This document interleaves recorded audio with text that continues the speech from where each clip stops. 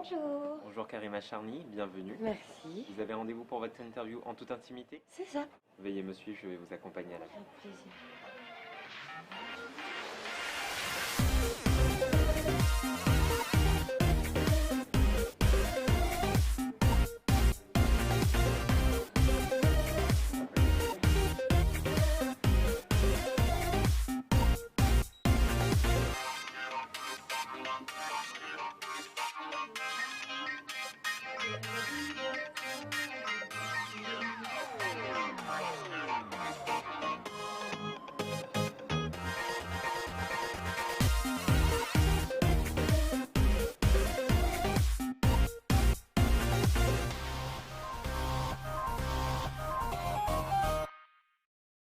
Bonjour Karima Charny. Bonjour Sam. Alors vous êtes la nouvelle tête d'affiche d'Énergie 12 aux côtés de Benoît.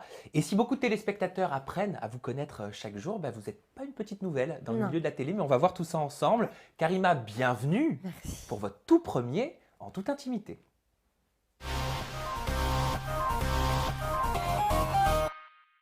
Alors on va débuter par parler de votre actualité Karima et elle est bien chargée puisque vous êtes présente tous les jours à 17h20 aux côtés de Benoît et de votre bande de chroniqueurs sur la chaîne Énergie 12. Alors comment vous vous sentez avec quelques jours de recul? Est-ce que vous avez réussi à prendre vos marques? Oui, ça y est, les marques sont bel et bien prises.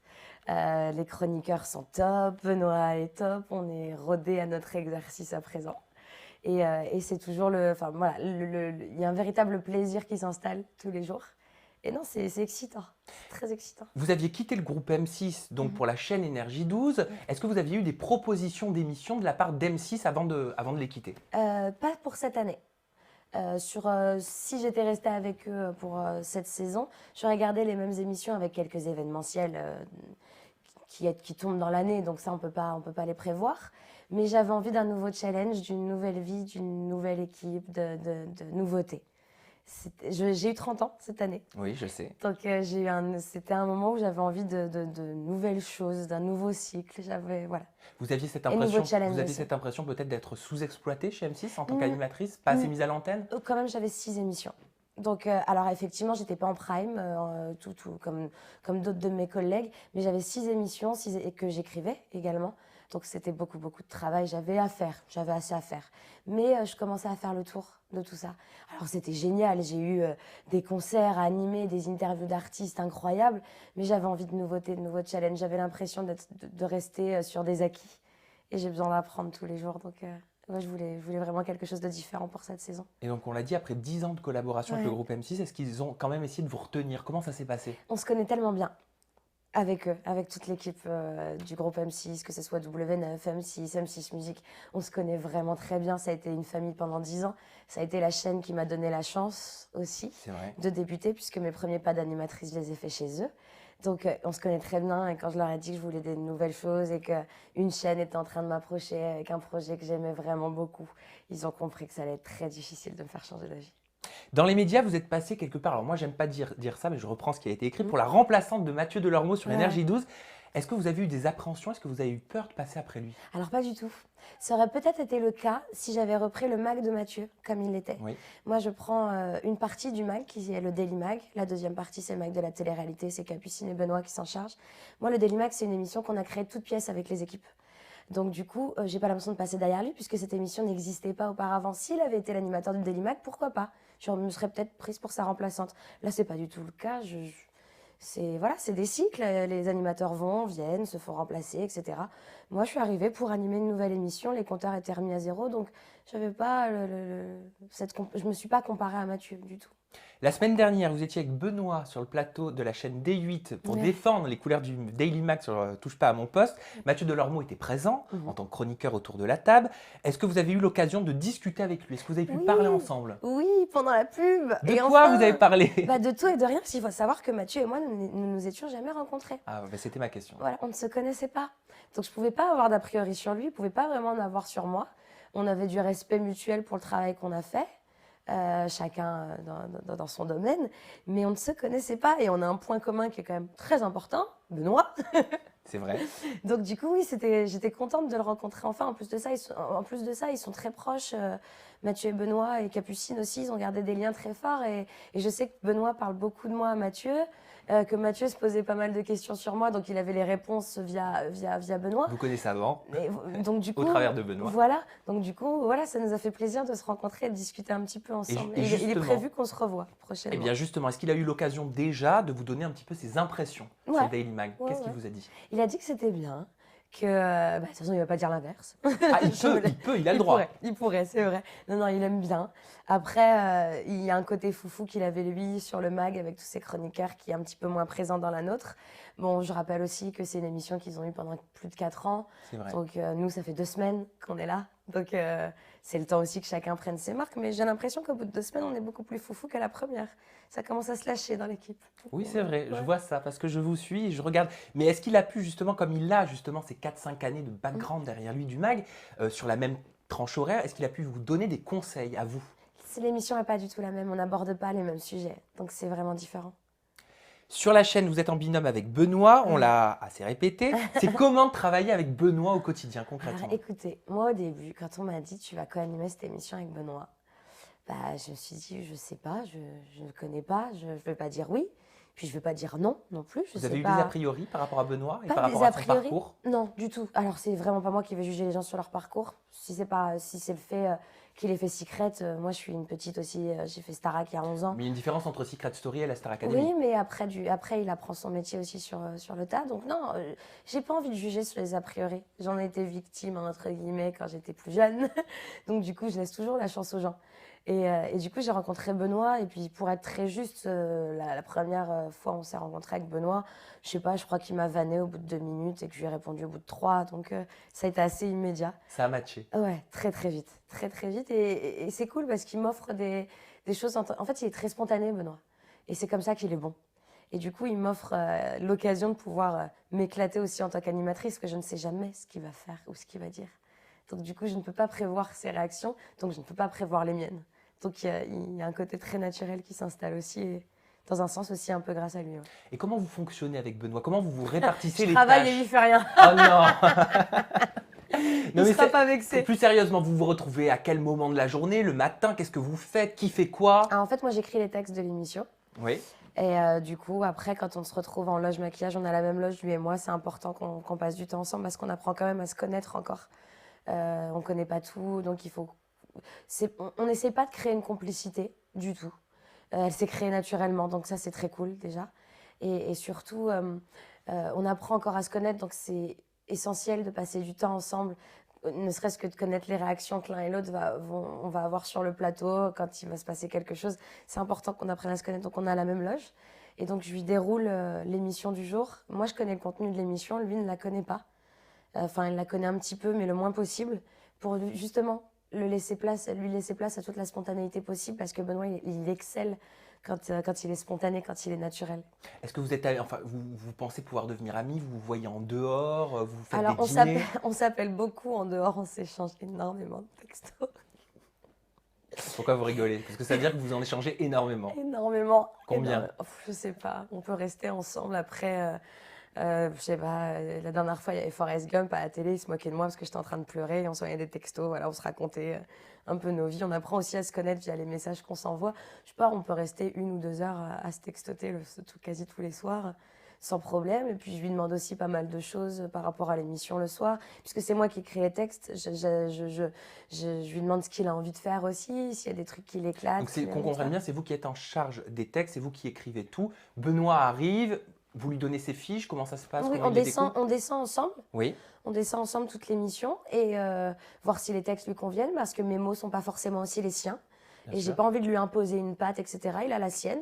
Donc on check tout ça, s'il y a des vannes qu'il a envie de faire en plateau, dans les textes d'introduction. Parce qu'en revanche, quand les chroniqueurs abordent leur sujet, rien n'est écrit. Là, c'est de l'impro, parce que voilà, on ne sait pas du tout ce qui va se passer non plus. Donc je parle vraiment des textes de base, les bonjours, au revoir, lancement, etc. Et j'ai envie qu'il soit le plus à l'aise possible. J'ai envie qu'il s'épanouisse tout autant que moi, je m'épanouis aussi dans l'émission. Vous lui Donc, laissez une c'est ça. liberté quelque Mais part. heureusement. Donc on peut dire que vous êtes sa supérieure. Non. Pas du tout. Non, c'est juste que j'ai une technique de travail qui est différente de la sienne. Et moi, je peux pas m'empêcher en revanche de travailler de cette manière. Moi, je suis présente dès les premières réunions le matin. Je sais ce qui va se passer dans l'émission. Ensuite, je déroule avec le producteur et la rédactrice en chef. Ensuite, avec Benoît. Ensuite, en plateau. C'est ma technique de travail. Je reste spontanée parce que je ne prépare rien d'autre. C'est-à-dire les vannes, etc., ça sort tout seul ou ça ne sort pas. mais j'ai besoin de savoir ce qui va se passer autour de moi. Je suis très contrôle fric, comme on dit. On sait que la case horaire du Daily Mag est une case très stratégique pour Énergie 12.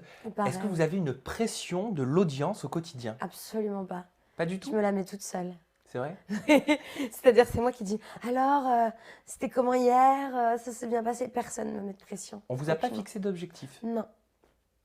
Vous avez eu aucun chiffre? On vous a Vous pas en dit. doutez, hein, c'est fou. Hein. Ouais, ça paraît quand même un petit peu Non. étrange. On vous a pas dit, bah tiens, cette semaine, il faudrait quand même faire du plus 10 sur Non. telle cible. Non, pas Non. du tout. Parce que les cibles, c'est pas notre métier à nous. Nous, on est là pour rassembler le maximum de gens. On est là pour donner du contenu, informer, s'amuser, donner de l'humeur. Et après, il y a des gens qui savent faire le reste. L'audience, on peut la mesurer aussi sur les réseaux sociaux par rapport Ouais. aux commentaires. Bon, c'est moins fiable, mais on peut voir un petit peu ce que donne l'émission. Il y a eu beaucoup de réactions sur les réseaux sociaux Ouais. depuis le Positives lancement et du Daily négatives. Mag. Exactement. Ouais. Il y a eu pas mal de messages négatifs Sur la première journée, surtout. sur la première journée, surtout. Comment vous Je sais tout, hein. Oui, oui, oui. vous avez- Contrôle fric. Contrôle fric. Comment vous les avez appréhendés et est-ce que ça vous a déçu quelque part? Non, pas du tout. On s'y attendait, on le savait. J'avais même prévenu ceux qui ne sont pas habitués, parce que j'ai une petite expérience, du coup j'ai un petit peu plus l'habitude que sur certains points. On reprend une case horaire qui était adorée des gens. C'était leur moment où ils retrouvaient leurs copains aussi. Et là, ils se retrouvent avec une équipe qu'ils ne connaissent pas, hormis Benoît. Je parle vraiment pour le Daily Mag, je ne vais pas me permettre de Bien parler sûr, pour bien sûr, on Capucine parle de et tout votre ça, voilà. émission. Moi, je parle vraiment de la mienne, je ne me permets pas de parler au nom des autres, mais hormis Benoît, ils ne connaissaient aucun visage qui était autour. Le contenu, c'est pas de la télé-réalité, ce qu'ils ont eu l'habitude aussi d'avoir pendant très longtemps. Et on a un petit peu chamboulé leurs habitudes. Donc, ils n'ont pas compris ce qui était en train de se passer, même si moi, j'avais fait beaucoup de promos au préalable pour prévenir du contenu. Ils n'étaient pas habitués. Mais je ne sais pas si vous avez remarqué, parce que les avis ont changé. Donc, voilà, on n'a jamais menti. Ce n'est pas le Mag d'avant. C'est nouveau. Il y a un contenu vraiment différent et on espère juste que les gens vont matcher. Ça fait 2 semaines qu'on est là. Il commence. Oui, il faut laisser le temps à l'émission de Il s'installer. commence C'est tout à aussi. fait Et puis normal. je suis heureuse que les nouveaux profils, les nouveaux chroniqueurs, ils commencent aussi à plaire à tout le monde. Et chacun, il y en a un qui m'envoie. Moi, j'adore Coralie. Moi, j'adore Martial. Moi, Ils ont j'adore tous leurs petits Fayal. chouchous. Bah, j'adore ça. J'adore, je suis contente. Bravo Karima Charny, Benoît Dubois, Capucine Anav et toute la team du Daily Mag et du Mag TV pour les bons scores et les bons démarrages d'hier. Alors ça, c'est un tweet de votre collègue Nicolas Toudert Ouais. qui a félicité ses équipes et il a complètement raison là-dedans. Mais si je vous lis ce tweet, c'est pour parler justement du suivant qui est « C'est une plaisanterie ou bien, l'émission a fait 200 000 téléspectateurs, soit 3 fois moins que mes snaps. » Et ça, c'est Jérém Star qui s'est amusé à se moquer un petit peu du programme. Ouais. Est-ce que vous pensez que... Est-ce que vous avez peur, Jérém Star? Est-ce que c'est une concurrence pour vous? Alors, je vais vous dire la vérité. J'espère qu'il va pas se vexer. Je le connais pas, moi. Je viens pas de l'univers de la télé-réalité. Donc, du coup, j'ai appris. Donc, on m'a expliqué qui il était. Donc, c'est cool. Hein, chacun fait ce qu'il a à faire. J'ai aucun problème avec lui. Je crois que je l'ai croisé une fois l'an dernier sur une cérémonie où j'étais maîtresse de cérémonie. Je l'ai rencontré. Mais je le connais pas plus que ça. Il me connaît pas plus que ça non plus.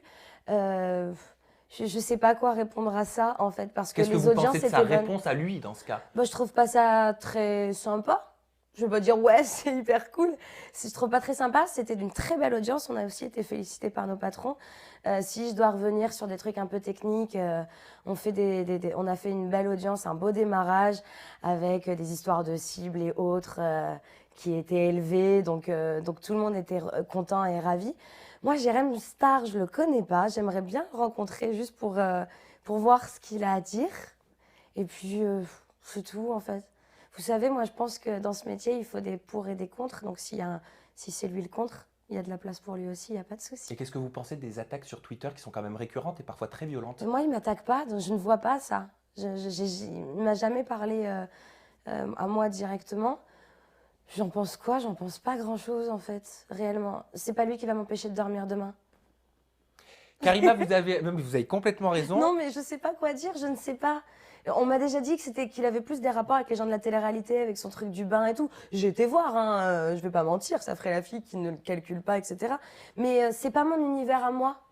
Moi, je suis plus habituée à un univers musical, un univers artistique, qu'un univers de la télé-réalité. Et c'est aussi pour ça que je n'ai pas l'émission qui parle de télé-réalité. Parce que je ne suis pas légitime en télé-réalité, même si j'en viens et que je ne crache pas sur mon parcours Bien et que évidemment. j'en suis hyper fière parce qu'en plus, je sais pas si vous avez prévu de m'en parler ou autre, mais moi j'ai vécu des instants qui sont juste magiques grâce à ça. C'est juste après. Donc voilà, c'est juste après, donc je crache pas du tout, mais j'ai pas, ces 11 dernières années, la télé-réalité c'était un domaine qui était vraiment très loin de moi. Donc du coup, je sais qu'il a plus de rapport avec les gens de télé-réalité, donc Et j'ai Benoît et rien à Capucine redire. le font très bien. Oui. Karima, Oui. vous avez un CV donc bien rempli, on a tendance à l'oublier, mais vous avez participé à la Star Academy Oui. saison 4 sur la chaîne TF1. Votre rêve à la base, c'était quoi? C'était d'être chanteuse ou c'était d'être animatrice télé? C'était de travailler dans la musique. Voilà, c'était de travailler dans la musique. Sauf que à 19 ans, quand tu vis en province, dont Reims, hein, moi j'ai grandi, je suis née, j'ai grandi à Reims, j'ai fait mes études là-bas, tu connais pas tous les métiers qu'il y a autour de la musique. Donc très bêtement, on m'a proposé de faire la Starac. J'ai pas fait le casting de la Star Academy. On m'a proposé de faire l'émission. C'était un casting sauvage, comme il arrive souvent dans les émissions, dans un karaoké. Voilà, pour dire où c'était. Et je me suis dit, waouh, ça va. J'étais en études, je passais un BTS audiovisuel à ce moment-là. Et je me suis dit, ça va être génial, je vais apprendre des tas de trucs. Je me suis pas rendu compte de l'aspect notoriété et effort que ce genre d'émission pouvait avoir. Donc j'ai fait l'émission. Et très vite, je me suis rendu compte que ma place, elle n'était pas à chanter l'hymne, laissez-moi danser, ou à me battre avec les autres candidats pour gagner. Vous le regrettez, ça, d'avoir chanté une hymne comme Laissez-moi danser? Dalida, la classe. Moi, j'ai été éduquée sous Dalida. Moi, je suis très heureuse. Et je ne sais pas si vous vous souvenez, mais on a vendu 1 million d'exemplaires. On avait été disque de diamant. C'était pas la crise du disque encore à C'était pas l'époque. du tout la crise du disque. On a été disque de diamant. Et pour la petite histoire, ce qui peut sembler invraisemblable, on avait battu la sortie d'album de Michael Jackson. Waouh, énorme. Donc là, à ce moment-là, on s'était tous regardés en se disant, les gars, on vient de battre Michael avec des reprises. Parce qu'on ne savait pas ce qui se passait à l'extérieur. On savait Ouais. pas... Voilà, les téléréalités, c'est des trucs, on est très confinés, on ne sait pas ce qui se passe, on n'a pas accès à la presse ni rien du tout. Et quand on nous a dit qu'on était numéro 1 de vente d'albums, on s'est dit, oula, il doit se passer un truc dehors en fait. Et ouais, il se passait un truc. Ayant participé à la Star Academy, est-ce qu'il vous est arrivé dans le milieu de l'animation télé d'essuyer quelques refus? Jamais. Jamais. Non. Pourtant, beaucoup qui ont participé à des programmes, même la Star Academy avant la saison 4, ont connu cette période-là, une Ouais. période, un creux de la vague. Ouais. Ou... Non, vous non. Non. Vous avez eu beaucoup de chance alors. Ouais. Mais ça a été très rapide pour moi, hein. Tout a été très rapide. J'ai fait une tournée et très rapidement, je me suis retrouvée avec le groupe M6. Oui, parce que vous êtes rapidement devenue journaliste musique, section Alors musique, ça donc a pour été M6. après. Non, j'étais animatrice d'abord et j'ai continué à énormément travailler avant de devenir journaliste musicale. On ne devient pas journaliste en claquant des doigts. Ah oui, bien sûr. J'ai beaucoup travaillé. Donc j'ai animé, je suis devenue journaliste. Je sais pas, j'ai dû mettre 2 ans entre mon arrivée sur W9 et... C'est relativement Oui. rapide. Mais C'est rapide, vous mais avez, c'est beaucoup de vous avez boulot, animé mais- également beaucoup de concerts. Ouais. Beaucoup de Pardon. concerts. Ouais. Est-ce que c'est là qu'est véritablement née votre passion pour l'animation? Est-ce que c'est là que vous vous êtes dit, waouh, Ma c'est ce passion que je pour veux faire? l'animation, elle est née sur le plateau de la Starac. Pendant les pubs, Nikos, il me donnait sa place et je m'amusais avec le public. Il se passe plein de trucs pendant les pubs, hein, faut pas Mais ça, croire. on n'a jamais vu. Ben non, c'est pendant la Bah pub. oui, je sais, mais on aurait pu avoir des petits best-of. Non, c'est pendant la pub, il n'y a plus rien qui tourne. Non, j'ai commencé là-bas. Et ça m'amusait. Et c'est là que vous vous êtes dit, je veux prendre la place de Nikos. Ah, clairement, oui. Ah oui, oui. Et puis Nikos a été a été incroyable en ce qui me concerne. Il m'expliquait les placements de caméra, il m'expliquait les prompteurs. Elle vous a pris sous son aile. Pas vraiment, c'est juste qu'il a vu que ça m'intéressait. Donc pourquoi pas Il vous continuer? a pas proposé un job? Non, parce que c'était pas le but. Si je voulais être vraiment sérieuse, c'était ce que Nathalie André, la programmatrice à l'époque de l'émission qui est maintenant au divertissement de France 2, et Alexia Laroche-Joubert, la productrice, me disaient, si t'es sérieuse, pourquoi pas? Et effectivement, quelques années plus tard, chez W9, mon premier prime a été produit par Alexia Laroche-Joubert. C'était Génération Lip Dub, je me souviens très bien. C'était produit par Alexia Laroche-Joubert et Vincent Panozzo, qui est maintenant chez Shine France. Exact. Et à l'époque, il m'avait dit, si t'es sérieuse, on te produira une émission. J'étais très sérieuse, j'ai travaillé, ils m'ont produit mon émission. Vous avez également présenté votre propre émission à la radio, sur Fun Radio. Aujourd'hui, la radio, est-ce que c'est un média J'étais qui pas vous toute manque? seule. Oui, J'étais pas mais toute on peut dire que c'était quand même votre émission. Vous Oui. étiez aux commandes de l'émission. Ouais. Ça vous manque, ce média? Oui, j'adore la radio. Ça a été 1 an et demi de ma vie incroyable, de la proximité dingue. Je sais pas combien de temps duraient les sujets quand on parlait avec les auditeurs, mais on entrait au fin fond de leur intimité. Enfin, moi, j'avais une émission de libre antenne où ils se confiaient sur des problèmes de vie et on essayait de les aider au mieux et c'était fou. Je crois que c'est ce que j'ai dit à ma mère au bout de la première semaine de cette émission à l'époque. Je lui ai dit, maman, je crois que pour la première fois, je sers à quelque chose. Ah, vous avez eu cette sensation. Ouais. Est-ce qu'il y a une différence? Parce qu'en fait, je suis tombée sur une jeune fille, je me souviendrai beaucoup d'elle, qui s'appelait Héloïse, si mes souvenirs sont bons. Les gens se moquaient d'elle parce qu'elle était ronde. Et elle me disait, toi, Karima, tu peux pas comprendre. Parce que j'essayais de l'aider. Elle me disait, tu peux pas comprendre, tu peux pas comprendre. Toi, t'es jolie, tu fais de la télé, t'es mince, tu peux pas comprendre. Et en fait, pour la première fois de ma vie, parce que c'est vrai que j'ai toujours eu l'image d'une fille très lisse qui se confiait pas sur sa vie personnelle, privée, etc. Et pour la première fois de ma vie, j'ai donné de moi, en fait, publiquement. Et je lui ai dit, tu sais, moi, j'étais grosse quand j'étais petite. Je lui ai dit, moi, mon surnom, c'était Bouli, mon ami, quand j'allais au collège, etc. Les gens se moquaient de moi. J'ai beaucoup souffert jusqu'à ce qu'un jour, j'ai fait un truc qu'il fallait pas. J'ai écrasé un des gars en disant... Si tu continues, voilà, tu m'appelles Bouli, bah tiens, Bouli, ce qui va te faire Bouli. Donc du coup, tout le monde a arrêté de m'appeler comme ça, bien entendu, je suis devenue copine avec tout le monde, mais pendant quelques temps, j'ai un peu souffert de tout ça, et puis j'étais pas très jolie. Toutes mes copines avaient des petits copains, moi j'avais un livre, tu vois, j'ai pas non plus souffert plus que ça, j'ai pas été harcelée à l'école, j'ai rien eu de tout ça. J'ai beaucoup de chance. Mais donc cette fille-là, j'ai réussi à lui faire prendre conscience que même si elle était ronde, qu'elle était jolie, qu'elle était belle. Je n'ai pas eu de photo de cette fille, je ne l'ai jamais vue, mais juste qu'elle prenne confiance en elle. Je lui dis, il y a bien un truc chez toi que t'aimes. Et donc, on a commencé à discuter. J'ai eu l'impression de servir à quelque chose à ce moment-là pour la première fois. Ça, c'était donc à la radio. Ouais, Est-ce que pour vous, il y a une réelle différence entre être animatrice radio et animatrice télé? En tout cas, comment dirais-je, j'avais pas le même rôle. Là, j'avais vraiment un rôle de confidente dans cette émission et de grande sœur. En télé, j'ai toujours été en musique. Donc, du coup, j'avais pas le même rôle. Je sais pas si j'avais fait une émission type, je sais pas, bisous et big up à ma copine Evelyne Thomas. Si ça avait été C'est mon choix, j'aurais peut-être été différente. Mais en télé, j'avais pas le même rôle. Donc, du coup, je pouvais pas commencer à conseiller les artistes que je recevais. J'allais pas les conseiller. Vous aimeriez retourner à la radio ou avoir une émission de radio en parallèle de ce que vous faites actuellement? Pas maintenant. Pourquoi? Parce que j'ai un petit truc avec la radio qui fait qu'il va me falloir un petit peu de temps avant d'y revenir. Mais qu'est-ce que vous avez avec la radio? J'ai dû arrêter, mais ça n'avait rien à voir avec les auditeurs, l'émission et tout ça. Et je prends un petit peu de temps pour moi et surtout, je me concentre sur ce qui m'arrive en ce moment. C'était personnel? Ouais. Et du coup, je préfère me concentrer sur le boulot que j'ai en ce moment. Parce que la radio, quand tu t'y mets à 110%. Tu t'y mets pas juste pour avoir un truc en plus à ton CV. Vous avez eu des propositions pour revenir à la radio, pour retourner à la radio? On a eu des discussions. Avec quelle radio? Non. Je peux pas te dire. Ah bah j'ai quand même essayé. J'ai tutoyé à ce moment-là, mais non, ça j'ai dit. J'ai quand même essayé. Karima, c'est normal, c'est votre rôle aussi. Vous êtes jeune, vous avez 30 ans, vous êtes aux commandes d'une émission que vous adorez présenter sur Énergie 12. Est-ce que là, à ce moment même où je vous parle, vous avez l'impression d'avoir réussi tous vos objectifs de carrière? Non, il en reste encore. Lesquels? Où est-ce que vous vous voyez dans 10 ans, par exemple? C'est pas évident à se projeter. Moi, j'adorerais animer, mais après, en France, on n'a pas vraiment cette culture. Et c'est pas pour remettre en cause la culture française, bien au contraire. Mais il y a des émissions que j'adore aux États-Unis, comme le Tyra Banks Show, comme le Ellen DeGeneres Show. Je vais pas vous dire le contraire. C'est un peu ce qu'on fait aussi, mais comme Oprah faisait à l'époque. Oprah Winfrey, la fille qui l'appelle par son prénom, genre c'est sa copine. Oui, je la connais personnellement, on boit le café. C'est une référence, donc pour moi je dis Oprah, voilà, et j'ai l'impression que tout le monde sait qui est Oprah. Et en fait, c'est des émissions de talk, un peu comme nous, là, on est là à l'heure actuelle, sauf qu'elle peut autant recevoir Beyoncé pour son dernier album qu'une famille qui est dans le désarroi et elle aide cette famille-là. C'est-à-dire que dans la même émission, il y a deux moments, quoi. Il y a deux instants, il y a un truc beaucoup plus, je vais dire social, mais c'est pas du tout le cas, mais plus franc, plus honnête, et un autre un petit peu plus promo avec un artiste où tu peux un peu rigoler. Donc j'aimerais bien avoir un show comme ça, mais pas maintenant. Je pense que je suis trop jeune pour le faire. Donc par exemple, C'est mon choix qui revient à l'antenne. C'est une Mhm. émission que vous auriez aimé présenter? Bah, s'il ramène Beyoncé, pourquoi pas.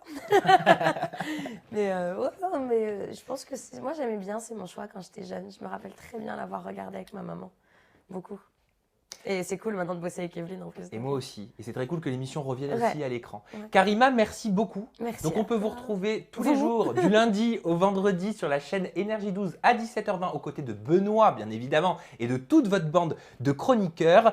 Nous, on se retrouve jeudi prochain avec le teaser, notre nouvel invité, vendredi prochain avec l'interview exclusive intégrale avec notre invité. Vous prenez bien évidemment le lien de cette interview, vous allez le mettre sur Facebook, sur Twitter, vous le copiez, vous le partagez, on partage en toute intimité. Et nous, on se retrouve très bientôt. Ciao!